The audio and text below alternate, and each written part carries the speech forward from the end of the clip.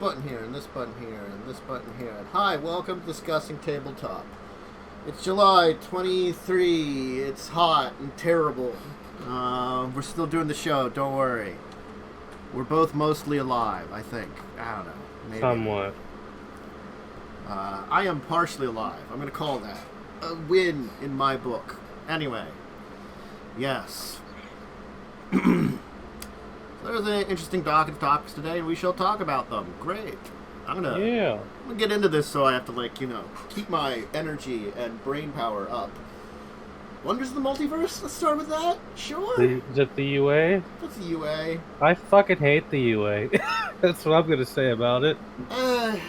It's bad. Alright, I will say there's, three good things about it. Mm-hmm. Fade Cleric is fun. It looks fun and lets clerics fuck with things. Yeah, that seems neat.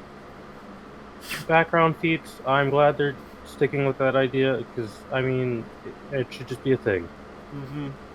I do it anyways. Doesn't affect my games, should be a thing. And, some of the spells are okay. Now, the bad part, Glitchling is too strong. A player race should not get 14 plus dex natural AC. That's a lot. Yep.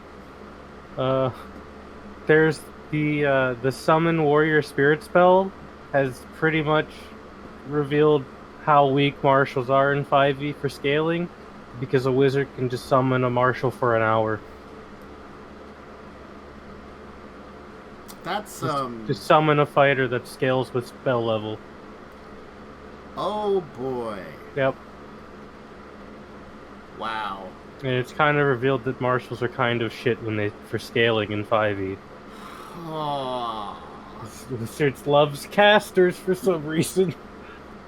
Wow. I saw something about that. You posted something in the meme channel. I didn't realize what that was about. It was about that. Wow. It's about that. That spell is so broken. I would never allow it. I would not allow anyone to ever take that spell, because it just makes a martial useless.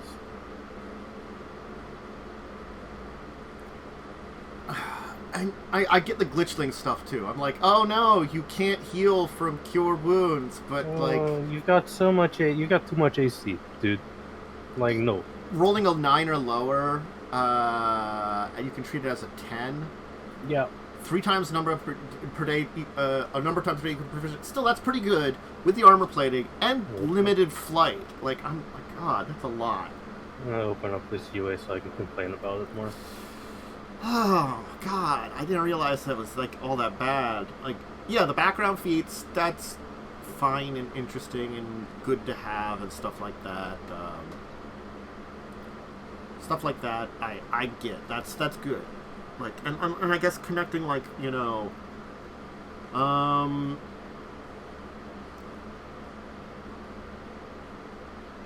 yeah, and they give a list of background feats. It's this feat goes to this background, that kind of stuff. I have one issue with the way they're doing it, is they're just kind of getting rid of normal background features in favor of the feat.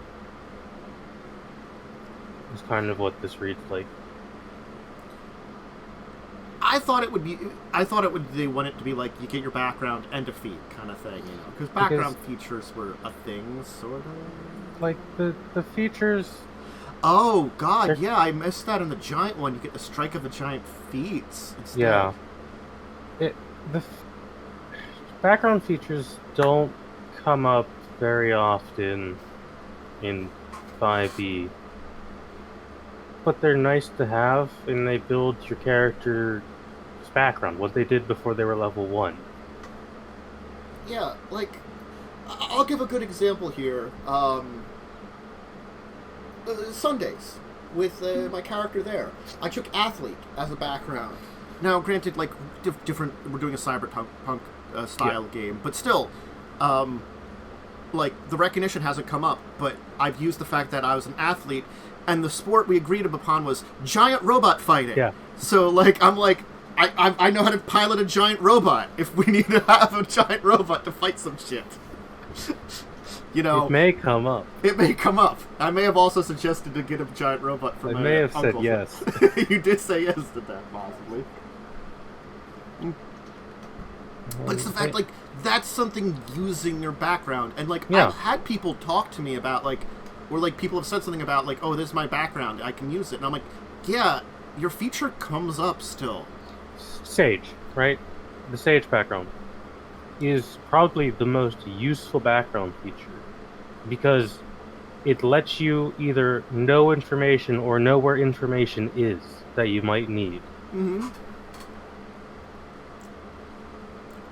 Granted, you can have a background that's not going to come up because of like the setting or what's going on. Like Acolyte's background of you can get housing in its temple. I've played in games where I've taken Acolyte and there's only temples on the one continent. We weren't on that continent. Oops. Yeah. Your religion wasn't in that area, unfortunately. Yeah, my religion wasn't in that area, so the background didn't come up that much. Mm-hmm. Now, granted, there are things a DM can do for stuff like that, being like, hey, you know, you can probably like find something like in similar faiths, you know, yeah. Places like, you know, they may be like, you know, oh, you know, your you know deity is you know, friends with my deity, you can like stay here, kind of thing, you know, that stuff, because that occurs. There are, you know, relationships between the gods of D&D settings a lot of times. Because they're very Grecian, I would say, in their design. Yeah. That sort of ancient god sort of design. Because, like, the way I kind of look at Faerun gods is like Roman cults. Mm-hmm. There's a lot of them. They don't always all get along, but the ones that do, they might help each other out. Yeah.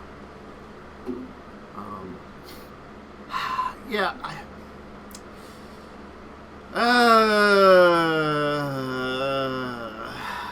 at least, you know, like, at least some of these, like, I'll give you a Gate Warden, you know, it's an addition where you find free, modest lodging and food in the community you grew up in. It's Wizards of the Coast's favorite background feature. X will give you lodging. I mean, like, it's fine, but it's not great. It doesn't feel unique enough to really matter, because it also doesn't come up that much, because most of the time you're really not going to be in a place where you can use this if you're adventuring. Yeah. Because you're going to be out in the wilds. That's the other thing, a lot of the backgrounds, like, there's plenty of good backgrounds, but there's also those that are like, you know, oh, it'd be cool, but their features just so, like, it's not going to exist. And I feel like that not all features are built equally, and now they're making them worse, and it just doesn't feel well. Like, you know, a lot of the ones that are like, you know, this in the place you grew up in. I'm like, well, if I'm not in the place I grew up in, why does it matter, you know, anymore? Yeah. Like, take that background for its, like, skill proficiencies or something else, but you're still gonna, like, not be great then. I don't know. Urchin, I think, is one of the best examples of a background that doesn't come up that much. In most D&D games, you don't spend a lot of time in cities. Yeah. And Urchin's background is you can never get lost in a city. You can have a city-based game, and then it's great to use it. Yeah. Only in that game. But most games take place over a wider region, and you don't spend a lot of time in cities. Now, I will say the thing that I don't know if they've had this before, but they might have, and I'm just noticing it now, the level requirements for some feats. They have not. I think this came up in the last UA. Okay. I don't mind that. You know? I don't mind it because some feats are a little too strong to be taken at level 1 for a variant unit. Yeah. So, that for one reason, and also, like, you know, it's supposed to be more developed. And, you know, honestly, they don't have to have anything complex, but the feat system from, like, the old system was just fine. You know? I really like the feat system of Pathfinder. You know, and 3.5. I like the way feats are done there more than they're done in 5e. Yeah. Granted, things got bloated for sure. They got way too bloated. But, like, go ahead. 5e has the opposite problem of they don't have enough. Yeah. and certainly all this screams, they're recognizing that people really like feats and use them a lot. And we're like, yes, because we wanted this shit in our game. Hey. We want the options. It's an optional rule. We're just going to keep putting more in every book. And then we're going to put some really broken ones in, and then we're going to think, oops, we have to change the way we're doing it. I mean, the Warrior Spirit one, that's just... The Warrior Spirit is disgusting. It just makes me be like, I feel bad for the thing. Well, I think it's the thing that, like... I joked that in Pathfinder, you can make Oops All Bards as a team. And the thing is, yes, you can. But they're going to be very different characters. Yeah. You could probably just, like, do the same, honestly, in a freaking, like, 5e, but they're all going to be the same. It's just like... They're basically all the same character. They're all the same character. They can probably still work together because just the spell selection would be slightly different. The problem I have with this Warrior Spirit specifically, right? It is, I'm pretty sure, Wizard and Sorcerer spell. A Wizard and Sorcerer can just make a martial character. They can make two of them. And they can make two of them that are on par with a fighter. Which makes it so, okay, why is a fighter not stronger than the thing the spell summons?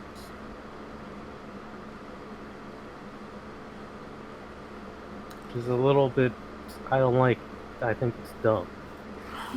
I would not permit this spell to be used in a game like that. I can see that. Because it would make if anybody's playing like a fighter, monk, or barbarian, it just replaces them. Yeah.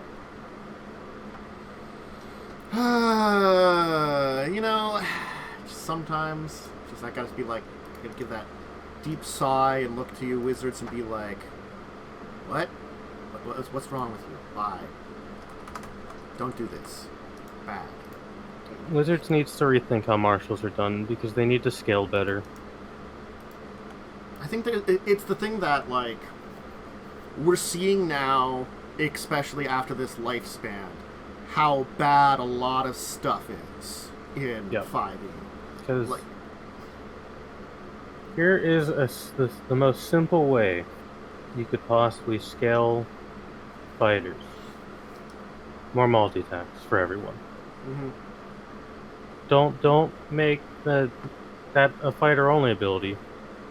All martials should get it. Because it makes them able to keep on par with the targeted damage that a wizard could do. Yeah. I think that's why, like, I feel like, though it comes down to some save or suck and some who gets the initiative, I feel like Pathfinder fighters could still put up a thing against wizards. They could absolutely. They could take the anti-wizard build, or even if they don't, there's plenty of stuff that boosts their damage, their attacks, their like special abilities that could make it harder for the wizard to get off their big spells and stuff like that. You don't have that in 5e. The best anti-mage build in 5e is Battlemaster Fighter. That's the only one that can do a perfect anti-mage build, because you can do so much stuff to like fuck with casters with the Battlemaster that a different subclass can't. And that's the problem with making all of the maneuvers a subclass feature. Yeah. No, I agree on that one. When they made all the special maneuver subclass features, like, that just... It made it that's... I understand, simplifying that stuff doesn't exist, but it's just too much sometimes. I didn't really think about it that much until this UA. This UA is what has made me realize that martials in 5e fall behind so much compared to a spellcaster. Too much. It's also reaffirmed my belief that monk is the best martial because they actively scale as they level with their damage compared to a fighter which does not. I can see that. It's... it's the catch-22 of 5e. It's great in a lot of ways, but then like these again, as you said, short campaigns or like just single-off adventures. It's great. You just can build a character and deal with it, and you don't have to worry about that kind of scaling issue, especially low-level gameplay. Giant campaigns, terrible. God, if Children of Wrath was a standard D&D campaign where we did all of the standard D&D stuff, I think I would want to die. It's one of those things. I should probably one day talk about Children of Wrath a little bit, because it's like I've been sitting and thinking about stuff about it more and more. It's like right now I'm trying to push towards the end, but there's just such issues that have come up with that game that have grown larger and larger, and I'm like, it's like they've gone beyond my ability to fix them anyway. Like, and I'm the DM. I should be able to fix them. You're the DM, yeah. There's things that have happened that you can't deal with. I'm trying to take things in more interesting directions sometimes, but there's also stuff that's just like there that's sort of like, how do I deal with it without breaking the game or ending the game? And that is a conundrum that has come up a lot more lately. So again, like it's been like, now it's sort of like it makes me second guess some of the stuff I wanted to do for the final part to make it even quicker and simpler. Yeah, no, that's fair. And I think that's the thing is like, there's so much stuff that's not dealt with, but I also want to say like, I don't want to deal with it. Honestly, like my personal opinion, just get to the end. Yeah, like the dragon dragon guy showing up. I might just not have him show up right now. He can show up post-campaign. He can show up after the main campaign is over. He can be in the epilogue. Yeah, like an epilogue thing that, like, that could be like a leave off, you're not going to know what's going to happen with him showing up. There's like the evil Fey Witch, I'm not going to have her dealt with. The evil Fey Witch that honestly would probably die very quickly in a fight. It's someone else's problem. They're going to be dealing with her, honestly. Some other adventuring party's problem. A horrible dragon monster that's been created. Someone else's problem already. I don't want to deal with that. No one does. I just no. I don't want to deal with... I don't want to. They created something that's effectively like Tarask CR or higher. I'm not dealing with this shit. Someone else can fucking It's like, why did you create like a CR like 25 monstrosity and like send it out of the world? Granted, like, I think the giant dragon monster was like CR 20, but you made it worse. The CR 20 was killable. Yeah. Anyway, but yeah. The other thing for 5e, which I just wanted to briefly touch on, we've talked about it before, but it actually came out, is, of course, Journey through the Radiant Citadel, which is a 1 to 14 adventure that they're having. No, it's not the Spelljammer one. No, it's the Ethereal Plane one. It's the one in Sigil or whatever.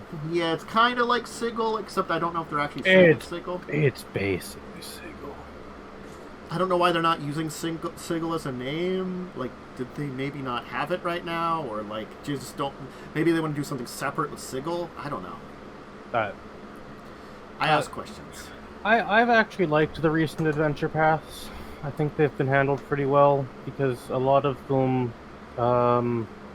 they are written in ways that you can just avoid a lot of combat. Unlike the old ones.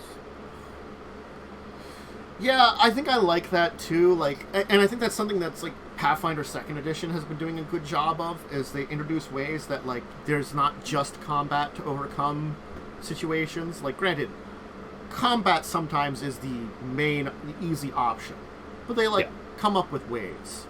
I'll give an example. Like, we got into a fight with some hags. It could have been a difficult thing. They were trying to make a deal with a devil. Now, granted, I was a good character. I was going to make a deal with it. But if I was a chaotic neutral character, I could have basically been like, sure, we'll give you this amount of like money or something. Go take care of them for us. And then the devil would have done it. Instead it yeeted off because it didn't really like their offer, Yeah, that's fair. But, like, it could have been something that it'll take care of it. We don't have to worry about it as much. That's still combat-y, but it feels like a more creative way of doing something, Yeah, like, The best example of a 5th edition adventure path to date that I will say, Witchlight. Witchlight is written in such a way that you can never have combat if you do things a certain way. Mm-hmm.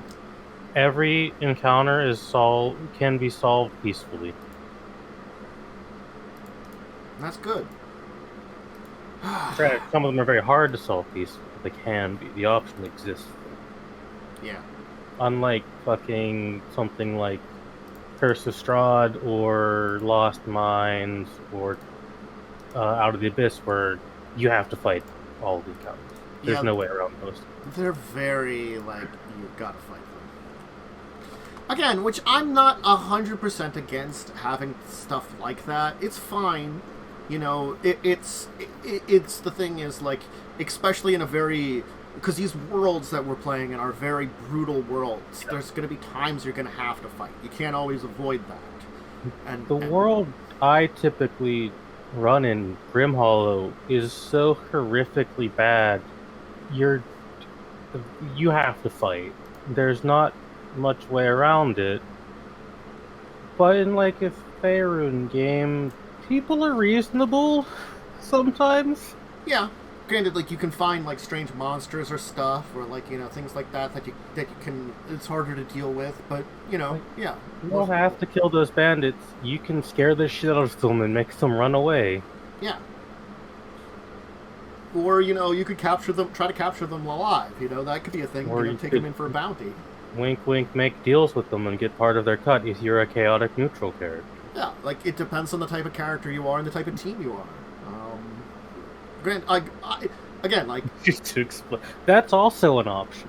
Exploding their brains. There's spells for that. There are spells for that. So, I mean, it's another adventure. It's got basically Sigil. Yeah, you know. It's not Sigil, but it's basically Sigil. It's a city that travelers flock to from the multiverse. It's Sigil. It's discount Sigil. It's wish Sigil. All right, I have to get some, like, headache pills because I'm feeling it coming on, and use the bathroom quickly. So I'm gonna let you start talking about this one here if you want to look at it, which is Pathfinder Revolution. Oh, I did see this one. Which is by Steve Jackson Games. Yeah, so Pathfinder Revolution is a board game I know nothing about because I don't read things before the show because they're not sent to me. However, it looks like it's set in Gelt, which is France of Pathfinder, where French is a totally valid language you can pick. That's not a joke.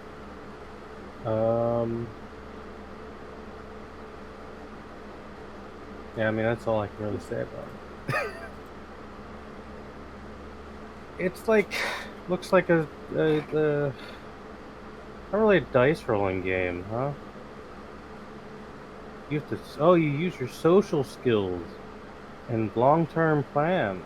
That means I'm going to be bad at it because I don't make plans. Because they're always going to fail, no matter what it is.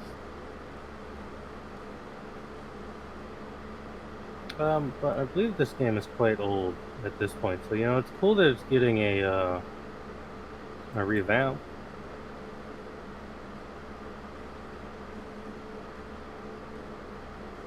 It's like the original game came out, God knows when. The original game came out in, I'm trying to find it. Can't find the information, apparently. Interesting. Oh, it's not, it's Revolution, but, yeah, why can't I find board game?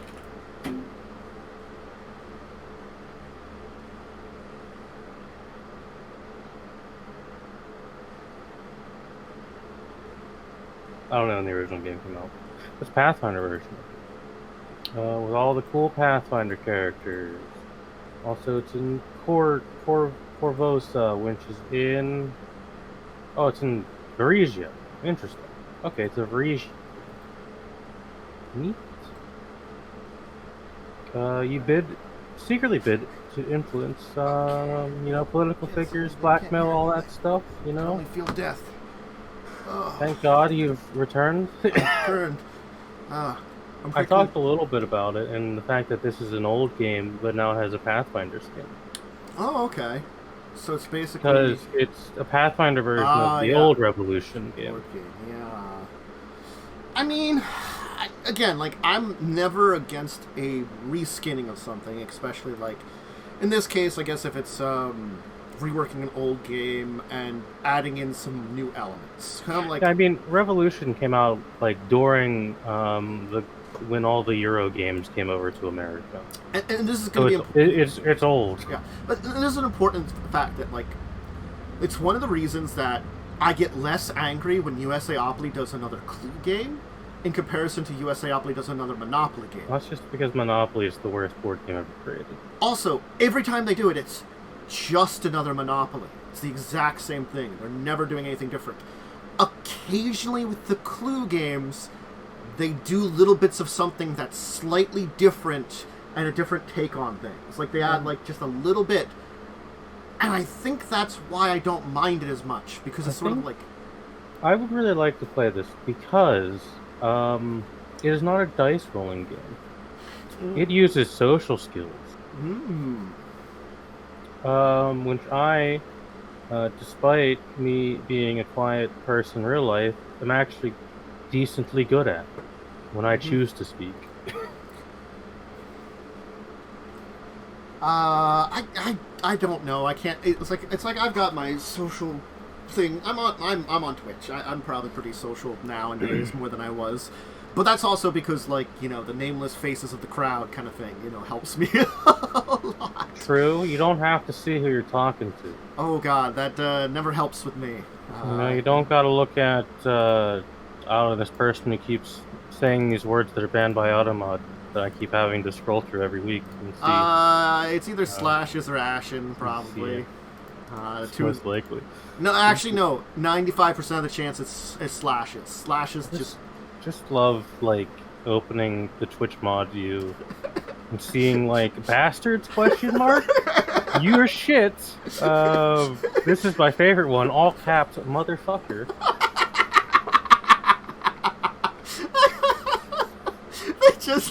You bitches. Bitches is apparently a banned word by Automod. Bitches? What's a bitches? It's a shitty way of, it's a way to say bitches so you can get past the censor, but apparently Automod was on it. Wow. I mean, like, I've never, like, I curate myself most of the time, but I've never once said that I'm not, like, a more adult-oriented distinction, like 18 plus. I'm a very vulgar person. Yeah. So as long as, you know, you're nice in my chat, that's usually fine. Automod Clue. Automod, yeah. Automod Monopoly, get all the banned words. I'm going to say, it was like, there's certain things that happened this week that I just looked at and I said no to. It was Steve Jackson Games does a couple more Munchkins. I looked at it. Yeah. I'm like, no, I don't care what they are, no. And also there was another Monopoly from USAopoly and I was just like, what no. was it? Oh, it was Monster Trucks. Oh, fuck off. Yeah, I was like, what? I don't know Monster. Are they still a thing? I guess, I mean, wrestling's still a thing, so, you know, there's crossover with that crowd, I guess. I keep forgetting wrestling is still a thing because I used to watch wrestling. Monster Truck Clue. I kind of like that idea. Honestly. Truckosaurus has, you know, is, who's been fed to Truckosaurus secretly or something? I don't know. I can't think of anything good. It's hot. I can't think of anything creative. It is hot. It's like, not quite 100 degrees here today, but it is like 90. Look, yeah, it's 90 degrees right now. It's 94 out, and I'm sure it's still pretty humid, too, from, like, rain earlier in the week, so, like... Big the tire iron in the arena. Give me Stardew Valley Clue. Oh, God, I don't know. Who murdered Mayor Lewis? Was it with his shorts behind the house? It was the farmer with a gun. With the golden statue of him. The golden statue of Lewis. Anyway, yeah. So I mean, like, cool. If you enjoyed Revolution or this or that kind of stuff, like this type of game, I definitely would say check it out. I mean, like, it's got the fun Pathfinder skin. I thought it was in Guild. Apparently, it's in Varesia. It's hard for me to remember. Like, the thing is, I can remember sometimes the city names, but I couldn't place where they are on the map. Because I was like, Revolutions, Guild. They're in a permanent one. This is very true. Guild has some issues. No, it's in Corvosa, which is apparently in Varesia. Yeah. So new updates on Pathfinder Infinite, which I forgot was a thing. Oh yeah. So like, this is more that the Paizo news is basically being like, hey, we still have this as a thing. We're reminding you, because we also hadn't been talking about it for a while. No, they haven't. And I'm like, oh yeah, it's the thing you did where you made like a place for community content to show up and be sold. It's not a bad thing. Yeah, and like they put like a list of top things for some bestiaries, the Crimson Throne 2nd edition conversion guide, symbiote character class. All right. Kitsune of Galorian. Yeah. Kitsune book. They've got 3 of them. Looks all furry game. I mean, Kitsune thing, and there's other very furry characters in Pathfinder. You could very easily do an all furry game in Pathfinder. They have so many different playable species that are just so weird and out there too. Be a plant person too. Oh yeah, the Leshy. They're fun. Yep. And granted, not as many of them have been converted to 2nd edition, but they're working on it. Leshy were recently converted. I know. They have the whole April Fool's one shot. Yeah, now you could be tiny plants people. And just enjoy that fun. Right, there's one here for you, Lightning Dragonkin. You can be a dragon person. It's probably like I think Dragonkin exists. Probably like more Dragonborn-y. They're trying to do Anyway. Yeah, I think Dragonkin are kind of like they're Dragonborn. Yeah. They were the Dragonborn before Dragonborn actually existed. Because Dragonborn are 4th edition. Yeah, good old 4th edition. So I didn't know, and this is something that Paizo informed me of because it was one of their... Because I'm finally up to date with emails, so a lot of these emails don't get lost. Well, up to date yet not up to date. Fair enough. I still have like a bunch of emails from the first half of this year that I haven't gone through, but at least from the last couple of months I'm caught up on. Meaning that when I check my email in the morning and there's only like 4 of them, I can actually see what they are. Nice. I don't want to look at my email because there's probably like 1,000 of them. There was 1,800. It's like I don't open my email as much as a lot of those come because I keep getting the pass to PAX East, and so like all the small game companies throw you shit. Like, hey, here's things. Come check us out. I'm like, I even when it's like they continue afterwards. It's sort of like this thing which is a recreation of like a Game Boy game, or this thing which is a mobile game, and I'm like, I don't want to know anything about any of these. Ever. You only want your Pokemon Go updates, I know. I mean, that's it. And I have complaints about that. I have such complaints. Oh, you complain about Pokemon Go. He's turned a new leaf. Well, I've always had complaints. They've gotten worse. I've never played it. Look, the company makes choices that are not great choices to your community. It's just like Wizards does with Magic the Gathering. Ah. Yeah. They make choices. They're not great for the community as a whole. Have another Bidoof day. All is forgiven. The Bidoof day was awful. Oops. Just all Bidoof. The Look, perfect Pokemon, as God intended. Also known as Arceus. I would like Arceus to show up. Thank you very much. Just finish off Gen 3.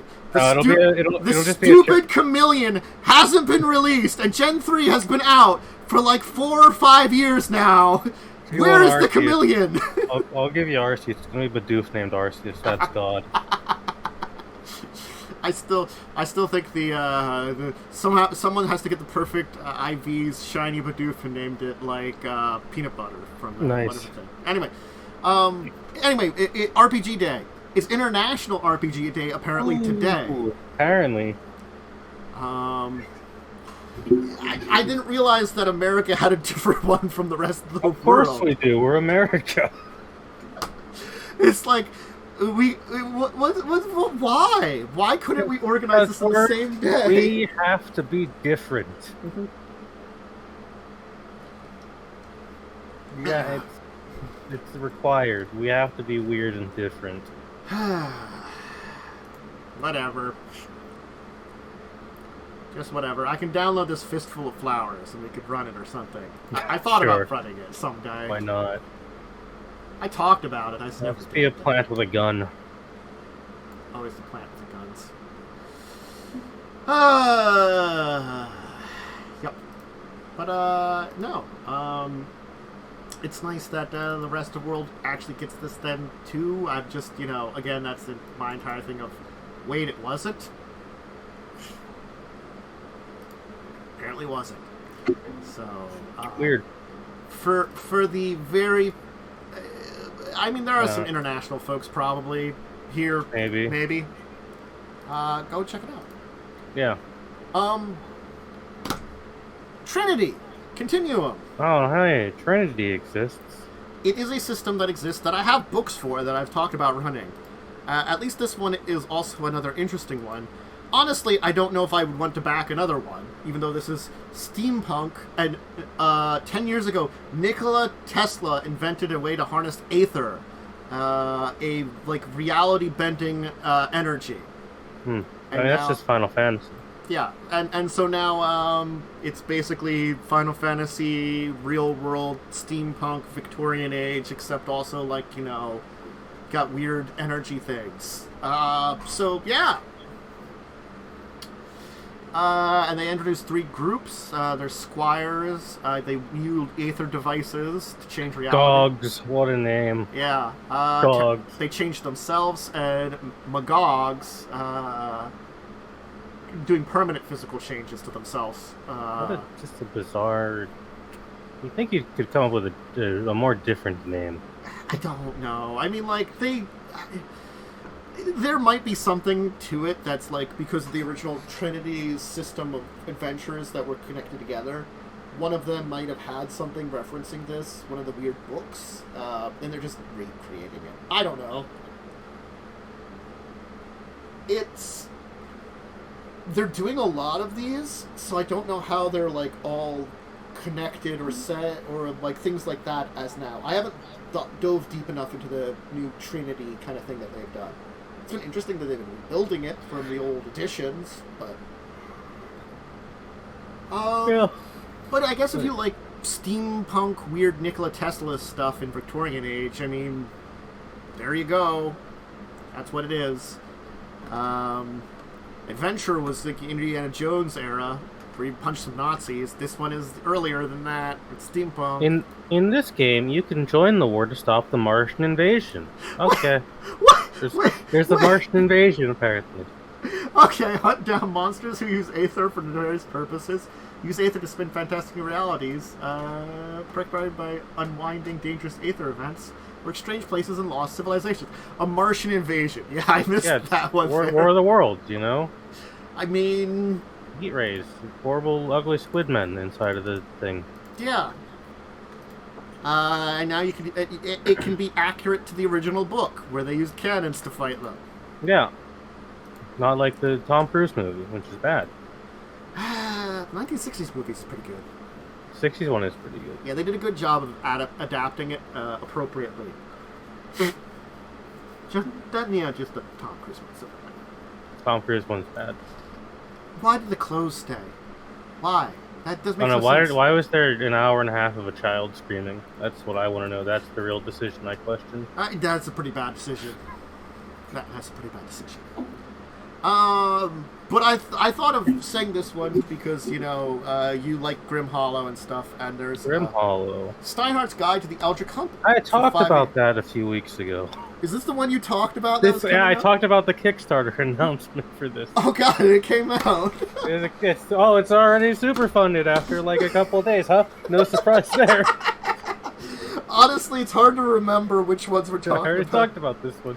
I have the subclass for this that they gave for free. Well, now it's out. So people that were interested in it earlier, now it's available. The Kickstarter's up. There we go. Update. Here, you want Bloodborne D&D? This is Bloodborne D&D. Yeah. Cool. It's update rather than I forgot that was a thing. It's actually live now. Yeah. I'm gonna give you the reins while I let my brain rest for a minute. All right. Yeah. For Momo topic. Yeah. So this is my topic.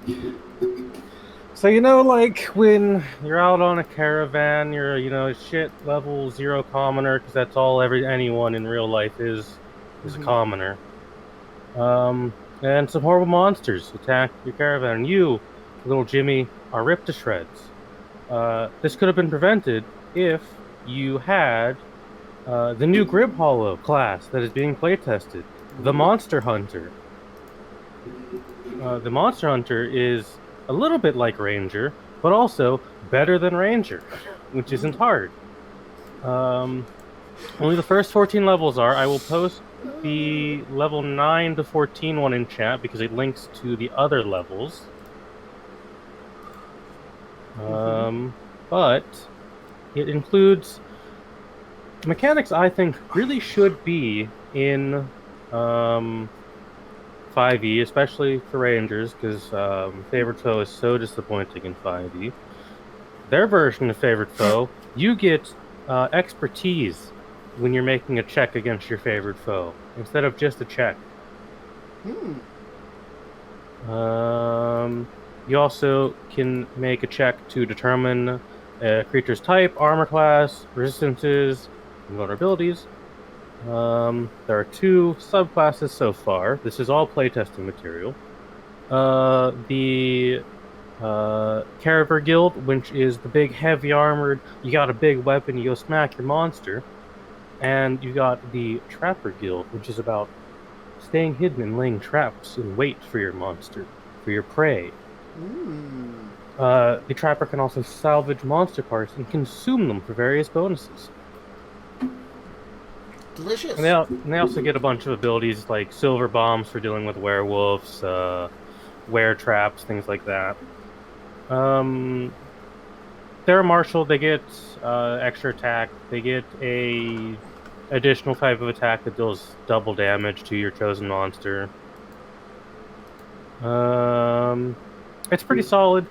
It is a little on the... This is a pure fighting class, but it is for Grim Hollow, which is a campaign setting where you are doing a lot of fighting, because Grim Hollow is a horrific grimdark world where all the gods have died and the land is besieged by monsters. Yup. It's a real shit place to live in. Yeah. That sounds like a terrible place to be.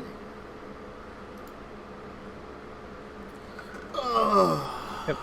Ghostfire gaming is, in my opinion, one of the best third-party publishers. Their stuff is very well vetted, very well balanced. And the fact that they're playtesting this class means they really do want it to be well balanced, rather than just shoving it out half-heartedly. But yeah, check it out. It's pretty cool. Neat. Cool. Alright, I guess I have to, choose one of these topics from my topic. I put more topics on the topic list. Oh no. I know. I actually spent a little bit of time, and I sat down and was like, this topic list had been shrinking, and I added 20 more of the things onto here. Probably should use some of the older ones at one of these point in times. Hey, this is... Okay. You know what? We were talking a little bit about Children of Wrath, so I think this is a great topic that relates to it. And let me just put this, just so I make note of it in my proper spot, and then I'll So it's going to be player consequences, choices that affect the overall story. Consequences. The consequences of your actions exist. You, with Wrath, are like the most light-handed DM I've ever seen with Wrath. They would have been dead at like level 5 in a game I was running. Because I actually punished people. Well, it's the thing of like...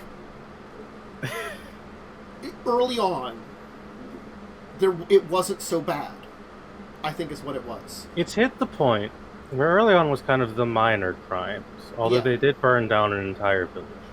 I mean, that was backstory stuff, too. I don't know what consequences you can give for the things they've currently done, outside of, like, being executed. I think that's the problem, is, like, it was very quick they switched from minor crimes to global consequences crimes. Minor crimes to casual terrorism. Yeah, I'm like, there's no in between. Like, okay, there's certain things that, like, I can list off. They've done plenty of things out there. You know, they have actually had consequences, though minor, for some of their minor crimes. A lot of their weird drug dealing stuff has caused, you know, and like things like that, and like little things like that have had stuff go on. And there were some other things that I've done over the time related to all of that. But again, the minor stuff is just... You don't want to do too much to it. And like who among us in the D&D game hasn't sold drugs, committed tax fraud, or burned down the village? Again, well, I mean, like, if they did that in-game, I would have been a little different, instead of just putting that in their backstory. Who hasn't done such things? Uh-huh. I mean, I do like how the burned down village story ended up being the one character basically pulled an O'Leary's cow with the village. Yeah, pretty much. Yeah. It's like, whoops. I'll be honest. I don't know how to punish players when they create something that literally should not and cannot exist in this world. That's a hard one for me. Like, the thing is, it's... When you have a choice, I react to it, you know? And the thing is, the stuff they were doing, I reacted to it. Afterwards, I'm like, I probably could have reacted to that less catastrophic or less crazy or something. Yeah. But I was playing off of what they were doing, is the thing, too. And I think that becomes an issue, is when you play off... Especially in the game where I can only basically create a outline of what's going to happen. You cannot plan for Wrath. It's impossible. And this was very early on I learned this, is I have to put a outline. Because I can't make major plans. I don't know what they're going to do. I know I can get them to follow the basic idea of where I want them to go. You had Lynn, you have Mads, you have Fish. There's no planning. Yeah. And Lee didn't help, and Joe didn't help. You know, neither... Had I joined earlier, I've foreseen one of two things happening. One, I somehow managed to pull them on track as a beacon of moral guidance, or two, I make a new fucking character. And that was back at level 1. Yeah. If that Azamar idea stuck around for them to make a super dragon undead monster, I probably would have killed Kazir on the spot. That's what the character would have done. But the character would have been long fucking gone by that point. Well, it's the thing that I had an angel with them for a long period of time, but it's also like the angel was, you know, I set it up backstory. It's an angel that like had, you know, moral ambiguity to a degree. It's sort of like the maybe neutral leans towards good tends to, you know, or good leans towards neutral kind of thing. One of those. So like the more experience with them, it had to be like, I've got to like go off on my own and figure out what the fuck I'm doing, because you guys are like weird. And like, you know, my backstory is pretty like horrible and like has problems too. Yours guys are so much like easier, but you've somehow made them worse or something. I don't know. They're the villains. I'm sorry, they're the actual villains. Especially Kazrin. Casman's a true villain. Kazrin's an actual villain. I can see Carrie being like a villain, but a different kind of villain. Carrion's like kind of calmed down and been a little bit redeemed. I think it's mostly because they have wisdom now. Yeah, I think it's more like Carrie would be the villain in a story where the villain isn't evil and the battle is. Carrion's an accidental villain. Yeah, it's the moral gray that Carrie exists in, and then Claude is. Claude's a horrific monster, but that's besides the point. He's a horrific monster, tries not to be a villain, but oftentimes, makes really terrible choices that are kind of a little villainous. Makes the bad choices.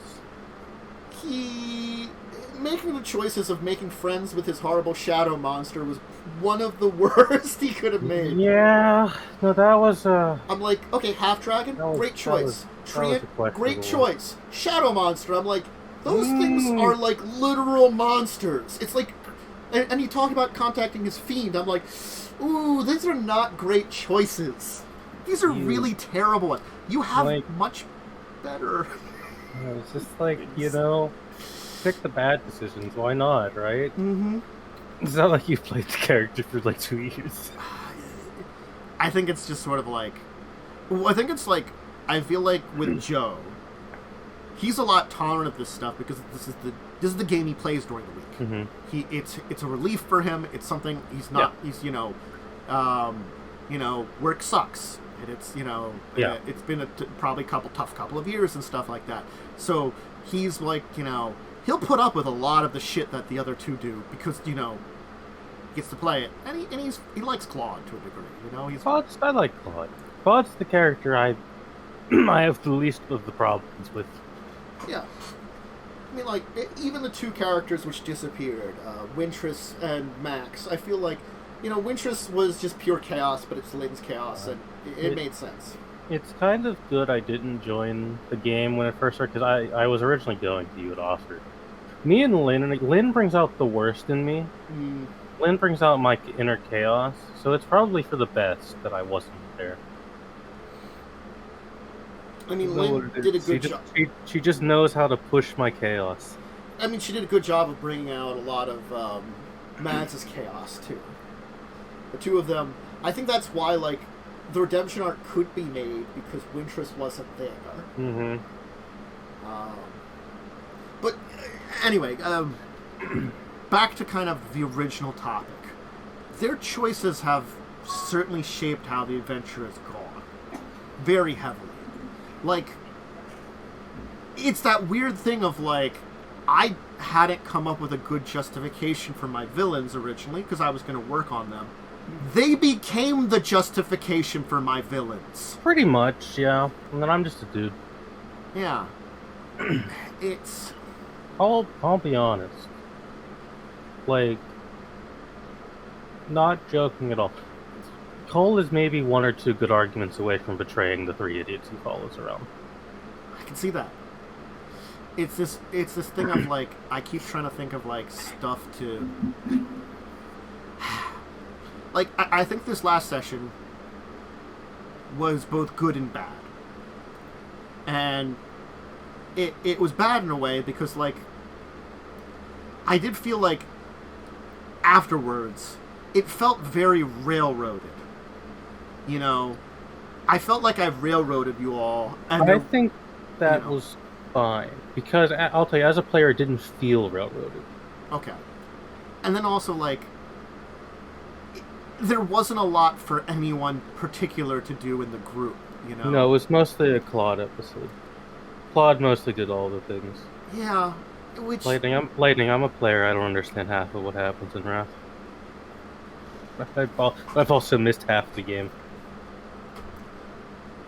What's that thing of, like, yeah, you showed up later, and, that doesn't help, and honestly, I've been feeling like, it's like, I would like more for Cole. It's hard to, so I understand. And, like, we talk about, like, hey, he's the rich guy, that kind of stuff, but, like, there's probably plenty to do, but it's just, like, it's this combination of timing, Yep. We're at the end of the game. Yeah. I was able to do stuff like fine. a little bit with your family and stuff, but like, I don't know. It's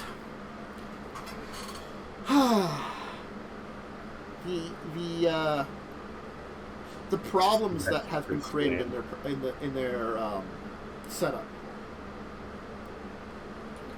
And I feel like this has been like a little bit with some of the other games I've had that have gone too long term. I feel like is the characters having big effects, and that's not necessarily a bad thing. I'm gonna say that, not necessarily a bad thing at all. It can be though. Yeah. Children of Wrath's madness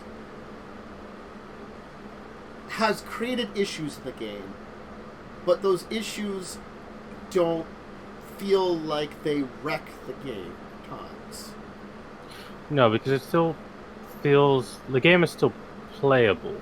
Yeah. It's just like... Some of what... I'll just say some of what Kaz does is hard for me as a character and player to react to. I can't imagine how hard it is as a DM to react to his shit. Like...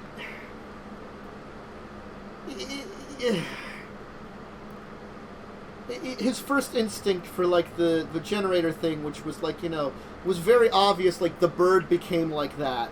It's like, yoink, mine now, and I'm like, that you guys made a deal with some people. It's like an actual agreement. Yeah. You know, I had to specifically say, like, you know, Claude, because of your nature, you get the feeling that, you know, it won't work. You know, I had to just say that, and that was like my improvise of like, stop it. You know? Yeah. I'm like, I'm fine with you taking some. You've experimented with the flowstone in the past. The amount you can take is not so much that it's going to mess around with things, because, like, I'm not going to have it mess around with things like that, you know? So... And honestly, the idea of using that to repair the airship, which was their next big goal, that's great, because, hey, then they can have at least airship engines, and that helps with, you know, the next part of the storyline I was planning out. Yeah.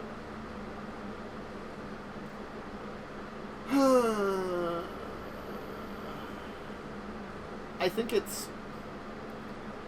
I think there's other examples, certainly, where there's been characters and their actions which have impact on a game. So I have a good one that could have had some heavy impact on the game. Okay. So it's in the Star Wars game I run. Yeah. The one Zabrak prisoner lady you guys captured. When the decision was made to try and execute her, if you had executed her, I would have had to change pretty much the course of the next leg of the game entirely, because the person you're trying to get help from would have probably tried to kill you. Yeah. Well, the thing is, like, the decision to execute was like, the murder-happy person was like, let's just kill them. And again, I think this is one of those things, not to bust the player, because, I mean, like, the character's fine, but I feel like... mostly fine. Mostly fine? I feel like just sometimes they are just a little too much on it. Too strong on the murder. Yeah. Because it's like, it makes it hard for me, because, like, you know, I try to be like, you know, I'm probably like that character that's neutral that leans good.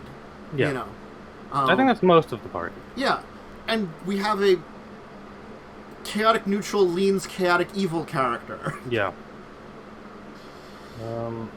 It's hard. I mean, there are a lot of punishments I can very easily do, and have, honestly have been doing.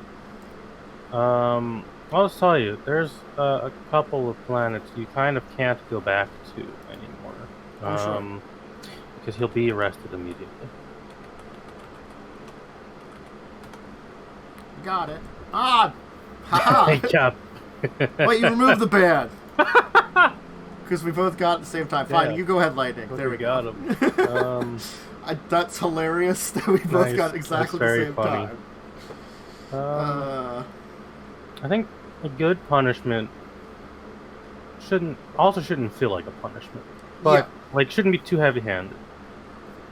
A long time ago, long ago, I ran. I think it was like a year or two ago at this point.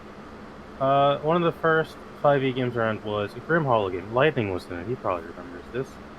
The old man who stole from the vampire pope. I had every right to just have him killed immediately. However, the solution I went with was, instead of killing him, you are going to go and get something of equal value that you stole. So you're going to go to this really awful, shitty ruin that is probably full of horrible undead monstrosities to get it. And also, the Vampire Pope is going to cast a spell on you to where if you don't do it, you're going to take damage every day you don't do it. Yeah. And I think that's so that's a decision that definitely affects the story, because that kind of like drew the direction of it. It certainly affected the character because he fucking died on that mission. Oh god, that's when I learned Wraiths are not a CR5. Yeah. It's... And like, that one, it's... Punishment consequences are two different things that, like, it's hard to do. I think we've talked about that before. A punishment is a consequence, but it's not the only one. Yeah. And, like, just the consequences of your actions that create issues certainly exist always. A consequence I'm a fan of doing is, and this is kind of a passive consequence, sometimes a party will take their sweet time in doing something. So the consequence of that is I will continue to escalate the issue until you go deal with it. Which is originally how good old Masked Sith Lady came to be. I was like, yeah, you'll probably go deal with this at like level 6, and then you didn't. I'm like, alright, I guess I'll just make her a thing. Well, it's like, that was definitely like that one I feel like it was harder to tell that was like the proper choice at the time, Granted, like, hindsight's a big thing, but it's sort of like, maybe we should do something about that. Well, why don't we get these other things done first, and then we can go do that, I was fully prepared for it. Yeah. Mostly. So I was like, if you don't deal with it in the next amount of time, this is the plot that's going to get it.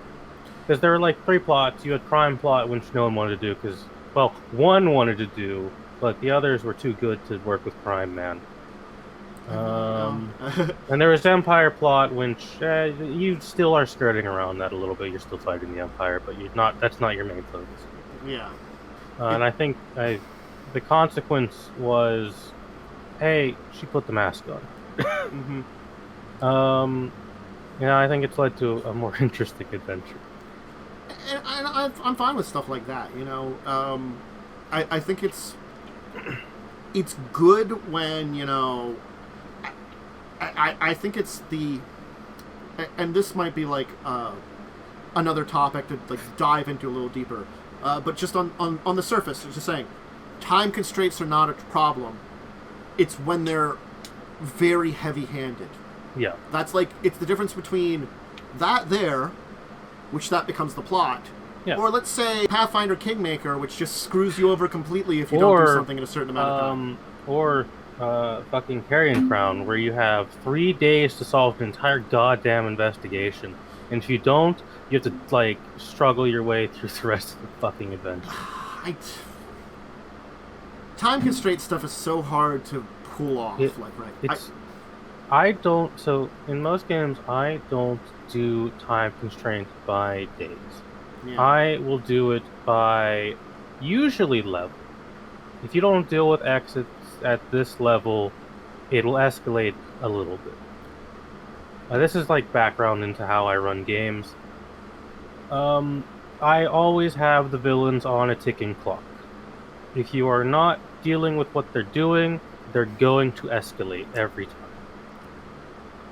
I feel like for Carrying Crown, my big take on it is, for that one, now that I've thought about it a lot more for the time constraint stuff,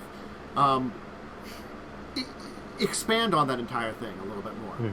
That might be the way to do it. Like, instead of having, the 3 days and, like, such a limited time of stuff, make it more that, what's the way to say this? Make it more that they would have more time, but each leg of the investigation's a little bit more. Yes. Have it so the way I would do it is set objectives for investigation. Each objective they complete with the investigation, give something to help, but then give the villain something. And here's a combination of things, too. I would rewrite that entire thing to make it that, and this is to keep in line with the adventure path. Yeah. Make it that the alchemist dudes work for the Whispering Way. They're not members of it, but they work for it. Literally, just tie it together. Yeah, tie it together. They've been working here in town, helped them out with invading the castle, and also you will learn about that, you might learn about that they were helping out gain control of the beast with the Whispering Way. And so then when you get to that, it gives you better reason, like you can then make a better reason for going to Schloss Karamak after them or something. You should give a shit. Yeah.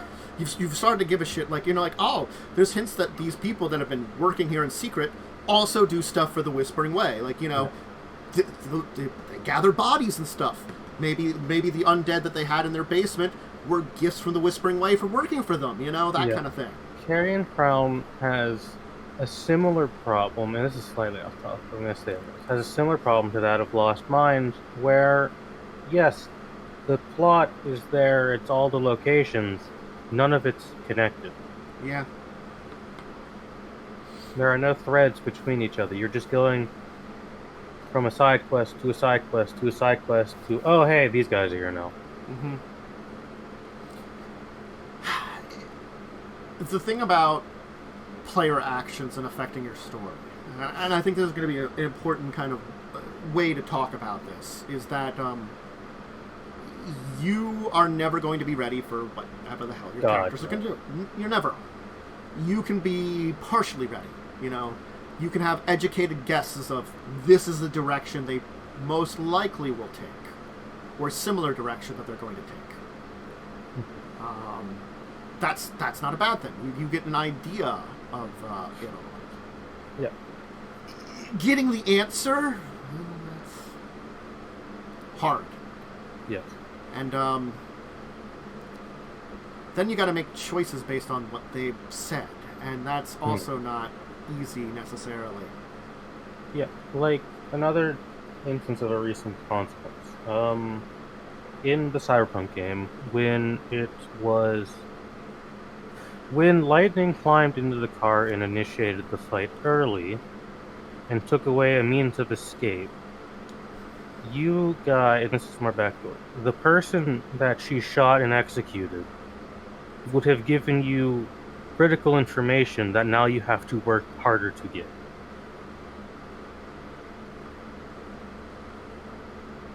You can still get the information, there's still checks, and they're not super difficult checks, but now it's an extra couple of steps to get it.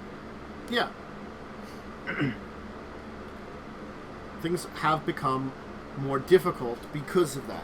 There's a lot of these little side things that add together because of the actions and we did. She made sure to do two things: make it so you cannot use Speak with Dead, and scramble her Neuralink entirely, so you can get nothing off of that course.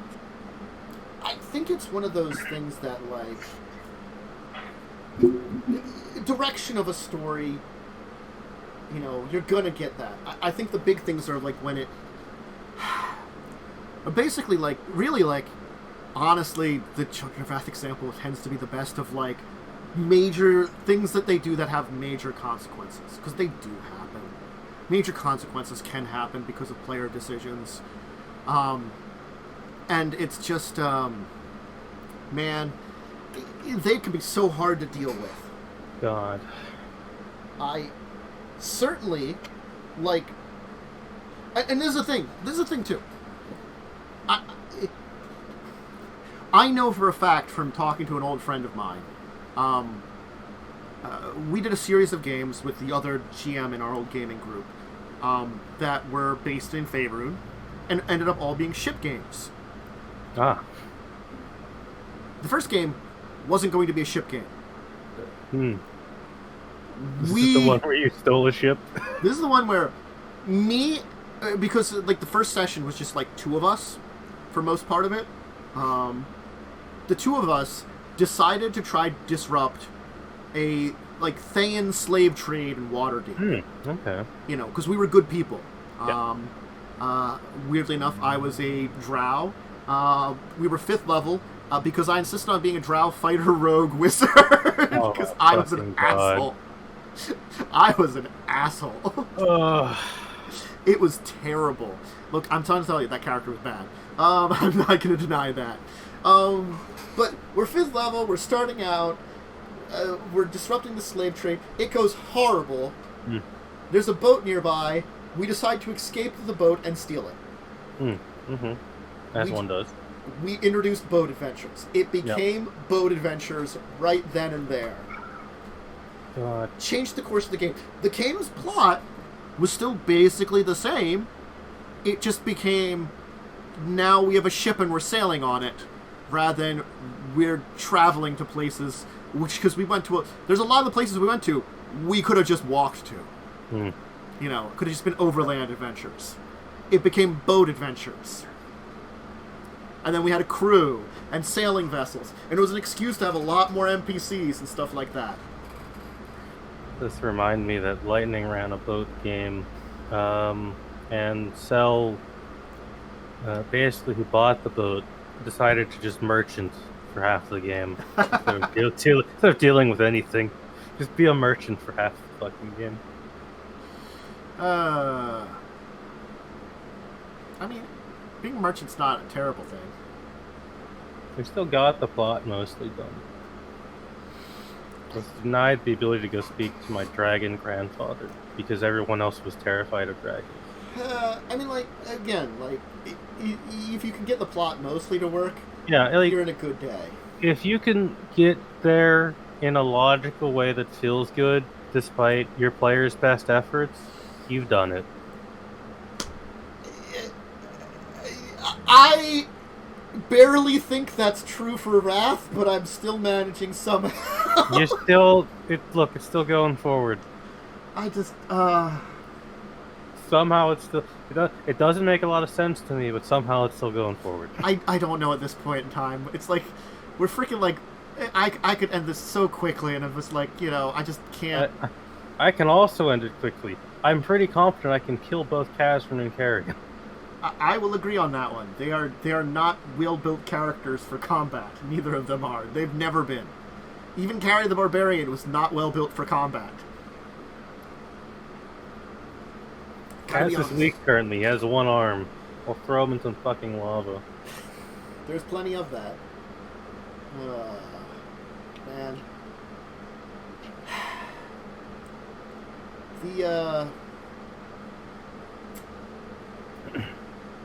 I still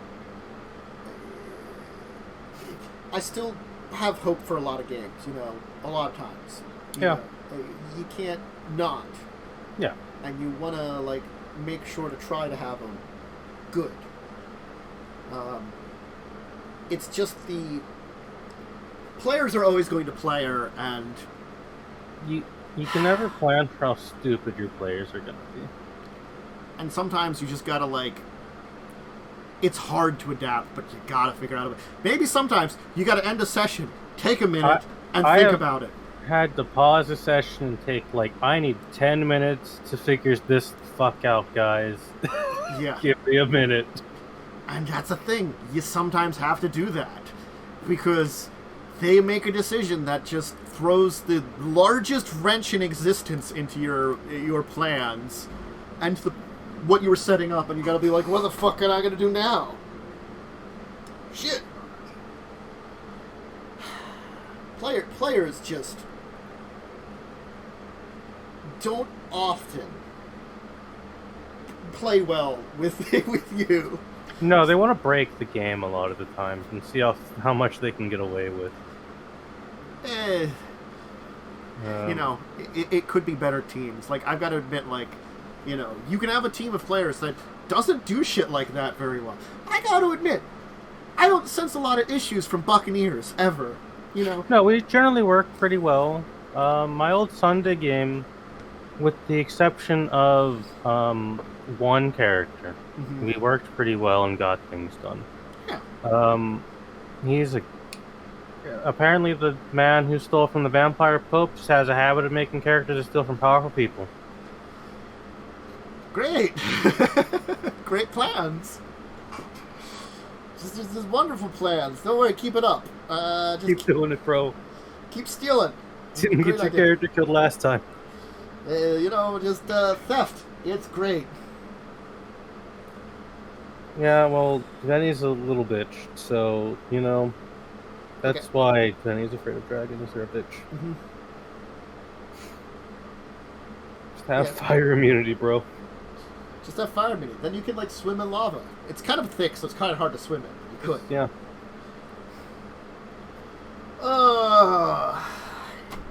Let's talk about games, because, like, we brought up, like... we brought up some stuff. We brought up things. We didn't have Fallout, did we? No. I don't know when we're going to have Fallout next. Cell's got internet now, but I think someone will be busy tomorrow. Okay. But I don't know. Well, Fallout would be tonight. That will finish... yeah, Cell's, I think, is tonight or something. I don't really know. I'm not prepared for it tonight anyways. Maybe next week. What kind of thing? It'll finish eventually. Yeah, it's not a very long campaign. So no, you've got maybe like 2 hours left. Yeah, so... I could have done it in one shot if I didn't have to be awake early the next day when we did it last time. I mean, that's a perfectly reasonable excuse. I've been there where you just be like, I have to get up early. I can't... I was like at 6 a.m., so I can't be like this midnight shit. Oh god, Children of Wrath, the one episode I wanted to cut short because I had to get up at like 4 because I agreed to help someone. Oof. You know, it's like, that's me being full and volunteering for early in the morning, but it's also like right after a game which goes to midnight morning. Yeah. We had Cyberpunk, yeah. We had Cyberpunk. Not a lot happened. You mostly interrogated people. Yeah. You found out wizards might somehow still exist. That's weird.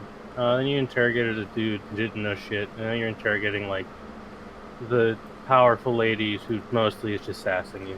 Well, I mean, like, it ended up being, like, I feel like it's weird, but it's also logical. I'm like, oh, yeah, you know, if a wizard spellbook still exists, someone could use it to learn wizardry. Yeah, you guys aren't the greatest at interrogations. Mainly the average man isn't the best to interrogate. I didn't set up my character to do this kind of thing. I'm good cop most of the time. I don't know why. You need to get bad cop to do this. Yeah, look. We ended that a little early because someone got heat sick. Oh god, it's been which is awful. Fair. It's been so hot on the East Coast. Mm-hmm. There's like a lot of just heat across like northern hemisphere in areas where we have. Like people. I have a window air conditioner. It only drops the temperature by maybe 10 degrees. So it's still really hot. I have a fan set up 5 feet from me on high that is constantly blowing. And I'm now positioned in such a way to like just have a breeze going through my body. You know, I just have to be like. There's a reason I'm not on camera. I don't. I'm in my room. I chose to be shirtless to like just keep the sweat off. It's so awful. Yes. Today. I would have to have light on and more layers of clothes on to be on stream. Yep. But I'm just like, I just can't do it. It's just, I'm feeling the heat today, definitely. Mm-hmm. Yeah, not much happened in Cyberpunk. You're mostly just investigating people. I did write down where you left off so we can immediately pick back up. Good. I don't remember. I think my brain is a little fried. I've got it written down, so it's fine. We had Star Wars, but I don't know if we do anything on Mondays. I don't think we do anything Mondays with Star. I don't have anything on Monday. I didn't have anything on Monday. As far as I know, I didn't have anything on Monday. I didn't organize anything on Monday, so I didn't have anything. At Star Wars, you went to Naboo, which is maybe the nicest planet you've ever been to so far. Yeah. And you committed some acts of terrorism. We did. I mean, we did some that. Tunkins. We did that a lot against the Empire. Like, I gotta be honest. Like, we were like one character away from joining the Rebels. Yeah, you like almost joined the Rebels, and then this problem became a bigger problem. You're like, we should do that. I mean, we could have still been in the Rebels and like. You also can still join the Rebels. I mean, honestly, afterwards, maybe. Like, you can still go and petition for their help in dealing with this shit. Yeah, considered it. You've got them, and then you know of like one dude in the Empire who will probably help you if you make a good case. Yeah. Honestly, I've been thinking that like once we're ready to go, that's what I'll probably do, position them so we can at least, because it sounds like we need military force to like. Yeah, it's almost like this kind of civil war. Mm-hmm. Yeah, you went to Naboo. You met with some Gungans. I didn't do the Gungan voice because I don't want to. Honestly, I'd rather never do the Gungan voice. Because also it's racially insensitive. I mean, like, I tried to do voices, but I also try to do voices, like, not really, really bad ones. Like, I can kind of do a pretty terrible Eastern European Russian accent, yeah, but it isn't so insulting to, like, reality that I... Like, yeah, like, Gungan accent is just actually, like, kind of racist. Yeah. You met a Gungan that looks weirdly like Yak. That's weird. That might get answered eventually. Who knows? I wasn't going to ask the question. They look a little similar. Yeah, Also they have force powers. That's weird. Someone else has force powers too. Also weird. Yeah. And I happened upon a background idea that maybe the reason that Yak's father left with him was, maybe, didn't want him to go to the Jedi. They're weird. I don't know. Maybe. I like that idea of that discussion. It might not be true, but I like the idea of it. I don't know. Jay gave me nothing on his father or why that happened, so I get to decide that one. Yeah. I mean, prove he was more of a nice guy than he thought. I mean, that's my job to do that. Yeah. Yeah, you rescued some prisoners. You made some really good checks, which meant you didn't have to fight 3 Death Troopers at the same time. That was good. Which would have actually been terrible for you, because they're all of them are CR6. And they also get 4 attacks each. They were tough cookies, but taking on one not so bad. One is pretty easy. I was also tempted to be like, we could roll this out or not, but I'll let you guys have some fun and beat something up. Sometimes it's fun to have that a good fight. Honestly, it's sort of like also like learning that like my characters just like use force power. Yes, you should not be in melee range. You're very squishy. Yeah, I'm like, God damn it! You're very squishy and you have average HP. Yeah, I'm like, God damn it! My character is so just use force powers. Yeah. Yeah. That was Naboo adventure. Wednesday's off again. We'll be off again this week because we are... Not only was I not done stuff, like, I feel like I could have probably had a session this week, but we're down someone, so I was like, yeah, we'll just have a week off. Yeah. We figured out we're gonna probably just... It'll actually give me a little bit more time to do a couple of the little, like, adventure, treasure, backstory things, because then I could just be like, oh, just, those I don't have to do a lot of setup for it, because they're very, improvising, depending on your decisions.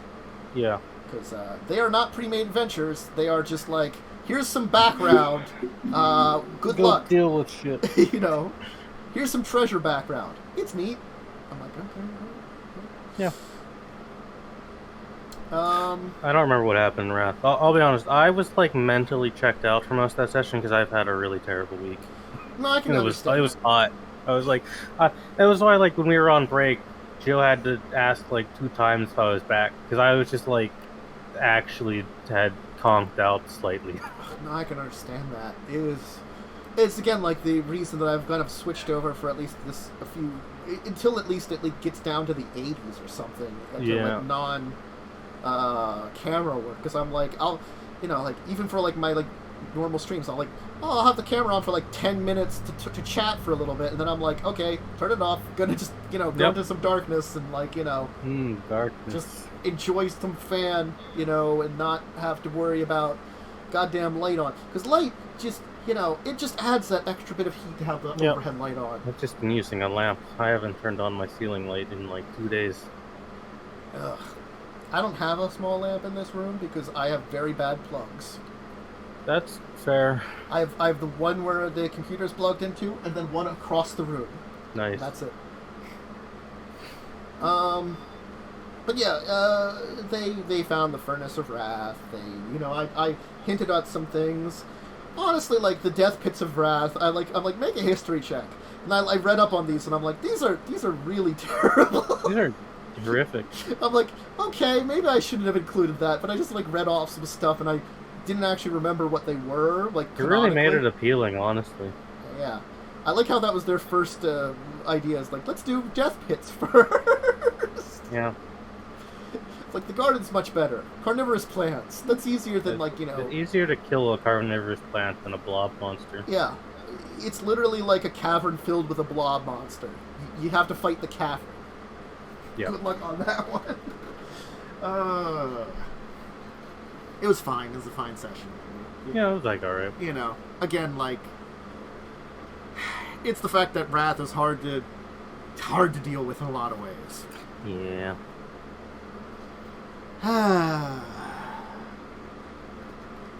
And I didn't do anything on Friday. The game was cancelled. Cell has internet now and had internet yesterday, but I was feeling awful, and 2 people made other plans because none of us actually expected Cell to have internet anytime soon. Yeah, I didn't either. He's cursed. It's like, I was also another reason existence for the next session because I was like, Cell won't have internet now. Cell won't have internet. That sounds about correct. I didn't. I had zero faith in Cell whatever. I have no faith in internet companies. I also just felt genuinely terrible, and then I slept for like 9 hours and felt better. God, I certainly get the feeling I feel like I need a second fan, because I do have a second fan, but it doesn't work very well. I need to replace it, because I just want the wind from both directions on my body when I'm sleeping at night, and I only get it the one side, and I just your back starts feeling awful and sweaty when you're sitting there, and you're like, your front side's okay and cool, and I'm like, sleep terrible. Just windstorms surrounding me, keeping me cool. Or an AC that I could actually get in the window. The thing is, if I got the AC in the window, it would just fuck with the lighting in this room, because then I couldn't have the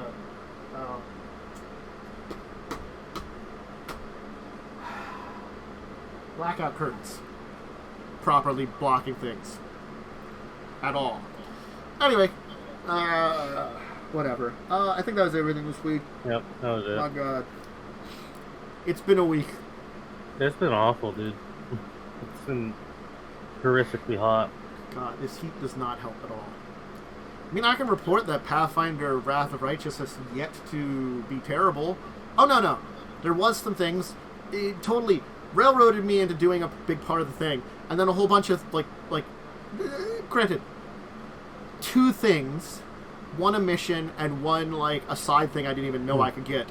Hey, they ended because I couldn't get there in time. Yeah, I'm waiting to open up Discord and see in your Discord channel a paragraph of why you've quit Wrath of the Righteous.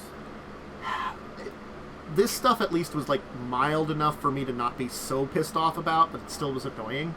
It's sort of like I was in an area, got a mission. Apparently, somehow, I missed something in the area, even though I talked to everybody repeatedly. And so when I came back, this person just executed this one guy. Nice, dude. Granted, I love when that happens. Granted, I just then convinced the guy to join me, and it's one of those situations you get one or the other to join you, so I was just like, fuck it, that doesn't matter. But it was like another group that you could get to join the Crusades that I didn't even get to at all.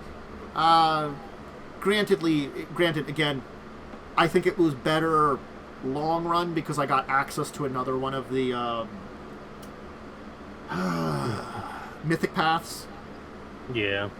But it was still like annoying that I'm like, I didn't have that option. Huh. Get annoyed then when you don't have those options. And you get railroaded out of them. Just don't feel good. Even if you're kind of on the right thing. So again, not the worst yet, but they give just little things in it. Just little things so far. Yeah, and if you missed any of the gaming stuff, I finished up Raft. Woo. And started Final Fantasy 12, because those are things I'd say that's the best Final Fantasy game. It's a hard thing between that and 6. I gotta be True. honest. I think it always changes for me, but I do currently think 12 may be the best. I think Zodiac Age, if the improvements that they say they have, might put it over than kind of 6. Specifically, I will say Zodiac Age is my favorite Final Fantasy. Yeah. I think the improvements helped it that much. I mean, they fixed the skill system by making the class kind of thing. That was very interesting. And honestly, if I get to that final hunt and the battle doesn't take me 6 hours like it did the first time I played through it, then instantaneously, like even if it takes me an hour to fight that like super enemy, that's still a lot better. Fucking super boss. Jesus Christ. I remember doing it. I remember just holding the button down, setting up my gambit so it'd keep me alive, occasionally checking on it, and then just watching, switching over my TV to TV.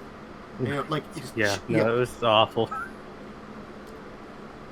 It was not. I finished that battle, but I had to set up a really complex gambit system that something happens, it uses this power, we get resurrected, things like that. I don't think I've ever finished that boss. Just then once, I didn't want to deal with it.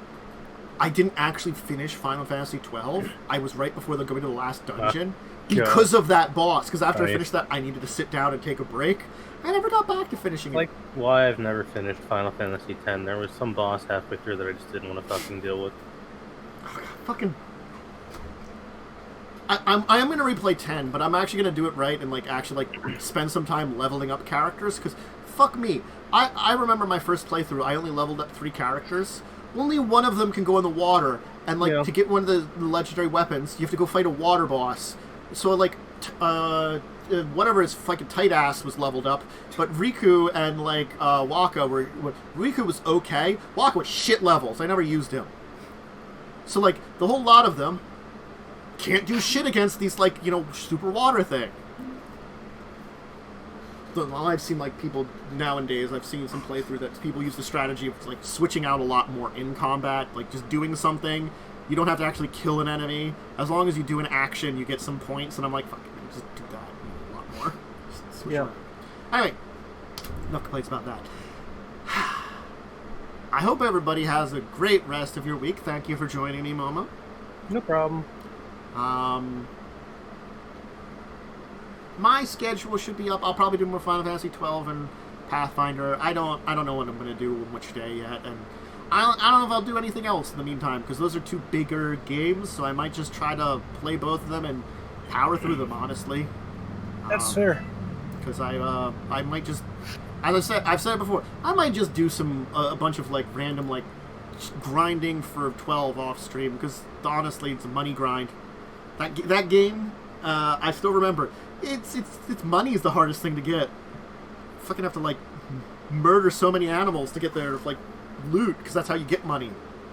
You get loot from stuff. Ugh. Anyway. Yeah.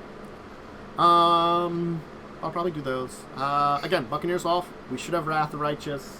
Should have this show next week on the 30th. Oh god. Oh, end of July. Man. Oh shit. It's a 31-day month? I Yes. can't remember. 31-day month. Yeah. Hard to remember these things.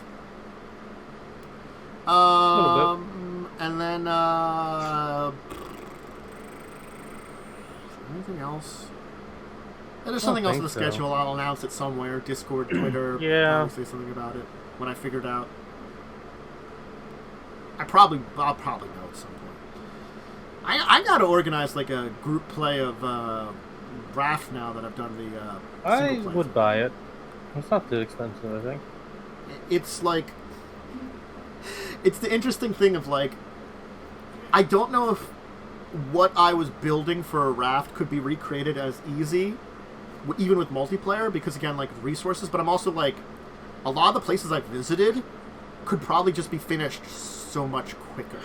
Yeah, it's like the last time I saw Raft, when it wasn't out yet, obviously, because it only just came out, is when they added the boat, like the yacht you go to very early on. That's the last time I'd seen anything about Raft. And then I joined your stream and you're in some fucking snow.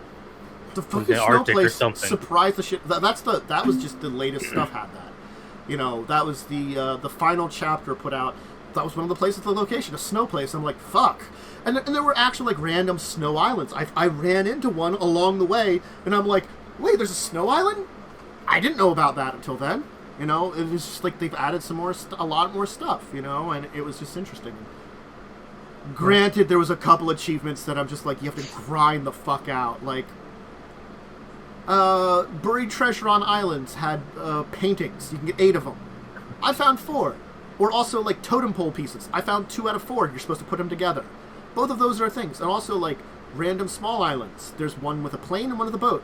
I found the one with the plane, got the achievement for it. There's the one with a boat on it, and I'm like, a smaller boat. And I'm like, it's just random when you have that. And I looked it up, and it's like a 2% chance a small island will spawn with that. And I'm like, nice. Yeah, I'd be down with some Raft. No, I'd also be down with some Grounded, because that apparently has like gotten a lot of up. Oh, it got so many of them. I didn't even dive deep into what was in it when I did my single player thing. Though that was the difference between single playing that and Raft. Raft you can single player. Grounded, you need 4 people. Yeah, because like Raft, I could still take on like Mama Bear. That was very difficult. Yeah, and the bosses, but the spiders just. You need a team to kick those spiders' asses. Last time I played Grounded was like the second big update when they added a lake. And there's apparently so much more. Now there's like, because there's just so much more now. I do kind of want to go back to it. Just like grab it on Game Pass or something. You know, I'm also looking forward to another one that I do want to do group one at one point is Valheim. Because it's been a while since I played. And I really like that one. And also, like, just getting a group together and playing that one would be very interesting. When, like, you know, Blaze was joining me randomly for, like, on or off stream to help out a little bit. I know he didn't chat on stream, but, like, you know, even, like, off stream, he joined to just, you know, help out, like, with some of the farming shit. And I'm like, yeah, you know, group of players, so much easier with this. Yeah, these kind of games are much better to go up. Yeah. I mean, like, honestly, like, that was the one thing I would love to just do. Just a stream of, like, boat island adventures, you know, just traveling on a boat, exploring, you know. That was fun. That was the kind of thing I'm like, oh, man, I would love to do that. Just with some people, you know, randomly. Like, are we finding anything new and interesting? Probably not. It's more the same terrain, but, you know, like, you're journeying, you know. The advantage of survival games and co-op is I don't have to organize anything because someone else will get tired with my bullshit and do it for me. Look, I do like to put organizations together eventually. Yeah, someone else will deal with it, not me. It's for a while there's shit, and then all of a sudden I'm like, you know what, it's organization time. You know, I've gone long enough just dumping things in chests. Now is the time for organization. That's why I want to do a Stardew Valley co-op again. Just because the organization is the part I hate about that game the most. I don't know. Having the sword chests. God. I eventually got like I'm you know, it's like you've 100%ed it. I didn't like I don't remember if I got the 110%. I think I was still earning money. I might have to go. Yeah. I'd probably add mods in and stuff. That's the thing is I've thought about new fresh content. I've thought about mods for a bunch of those. I've seen a couple of mods people were playing, and some of them were really interesting. There's a Stardew stream I watched. They have like 900 mods installed. That is too many. It's really bad. 900. Yeah. I'm reminded of when I did Oops All mods in Stellaris, and it's Oh, God. It sort of worked, yet not. When you want your game to take 1 billion years to load. It actually wasn't that bad, but like again, like this was years ago, and it was pre-planet update. Oh, Jesus. Yeah, I know. So most of the mods probably don't work anymore. They've probably all been abandoned. And the weird thing is, somehow, like, I had, like, all these different, like, racial packs and, like, all these different things, and, like, one of the packs took superiority, so it was Oops All Anime Girls I was fighting. Nice. And it was just, like, I had one pack of, like, anime girls and, like, 5 different other packs of stuff, you know, things like that, and I'm like, why are they the only ones that are showing up? Yeah. It was just so hilarious. Yeah. I'm gonna have to organize some group games for stream and stuff at one point. I'll have to figure it out. I keep thinking about it, and like, there's a couple other things that I just keep thinking about. I haven't been doing them, so you know, I just got to sit down and do it. Anyway, thanks again. Expect cool stuff this week. Momo and I will be back next week probably. We're usually, Momo's usually free at. Definitely, we'll both be here for Throne of Wrath unless something happens and we have to like cancel it or change plans. I'll be here to say like 2 sentences a session. That's all I'm allowed to speak because Catherine and Carrie never shut up. Again, like it's a thing that they just it's hard to stop with those two. I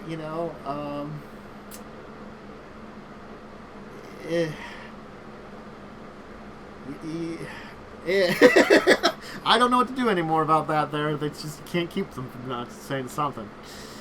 Anyway, everybody have a great rest of your Saturday, great rest of your weekend. Bye. Bye. See you then.